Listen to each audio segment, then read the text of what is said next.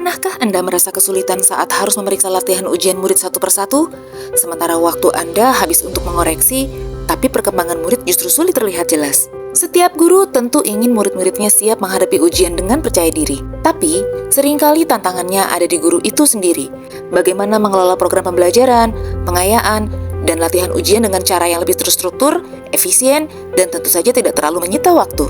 Sebagai guru yang berkomitmen untuk selalu membantu rekan-rekan di sekolah, saya memperkenalkan beberapa teknologi yang dapat digunakan dan diintegrasikan ke dalam pembelajaran yang mereka lakukan di kelas. Saya menggunakan model 5 langkah coaching untuk membimbing rekan-rekan guru di sekolah ini, dengan tujuan membantu mereka memanfaatkan teknologi untuk meningkatkan pembelajaran di kelas. Langkah pertama yang saya lakukan adalah memperkenalkan dan memahami tantangan. Salah satu permasalahan yang dihadapi oleh rekan sejawat saya adalah dalam merancang dan mengorganisasi program pengayaan dan persiapan ujian sekolah. Beliau ingin menyiapkan program pengayaan dan latihan ujian agar murid-muridnya lebih siap. Namun selama ini semua dilakukan secara manual. Hasilnya, pekerjaan terasa melelahkan dan informasi tentang perkembangan murid belum bisa ia dapatkan dengan cepat. Langkah kedua selanjutnya adalah meneliti strategi. Kami mulai mencari penyelesaian yang efektif untuk mengatasi tantangan rekan guru ini. Melalui proses coaching, saya mengajaknya duduk bersama, mendengarkan kebutuhannya, lalu mencari solusi yang lebih tepat.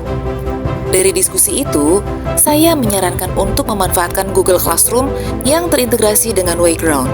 Kenapa saya menyarankan menggunakan dua platform ini?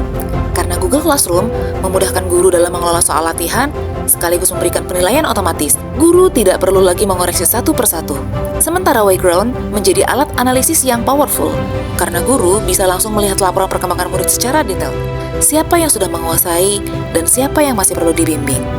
Dalam langkah ketiga, kami memilih strategi dan alat yang terbaik. Saya membantu rekan saya mengoptimalkan penggunaan Google Classroom dan Wayground.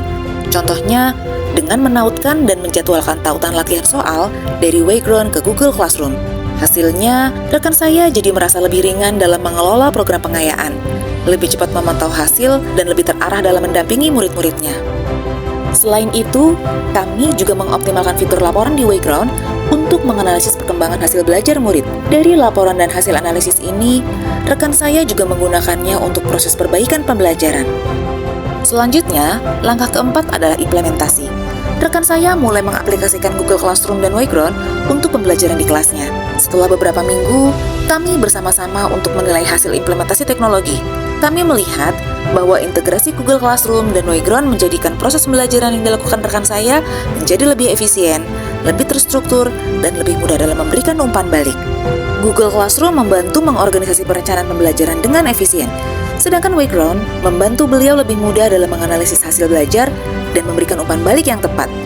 Jika sebelumnya rekan saya butuh waktu berjam-jam untuk mereka menilai, kini ia bisa mendapatkan laporan dalam hitungan menit.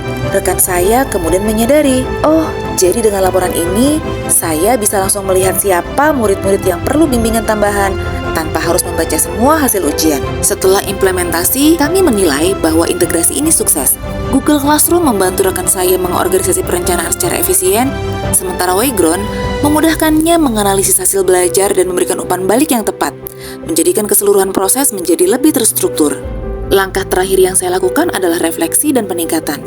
Dari pengalaman ini, saya belajar bahwa teknologi bukan untuk menggantikan peran guru, melainkan untuk meringankan langkah kita. Dengan alat yang tepat, waktu kita bisa lebih banyak dipakai untuk hal yang lebih penting. Hadir bagi murid, membimbing mereka tumbuh, dan menyiapkan mereka menghadapi masa depan dengan lebih percaya diri. Karena saya percaya dan yakin bahwa teknologi tidak akan pernah bisa menggantikan guru hebat. Namun di tangan guru hebat, teknologi akan menjadi alat yang dapat menciptakan pembelajaran yang lebih efektif dan bermakna.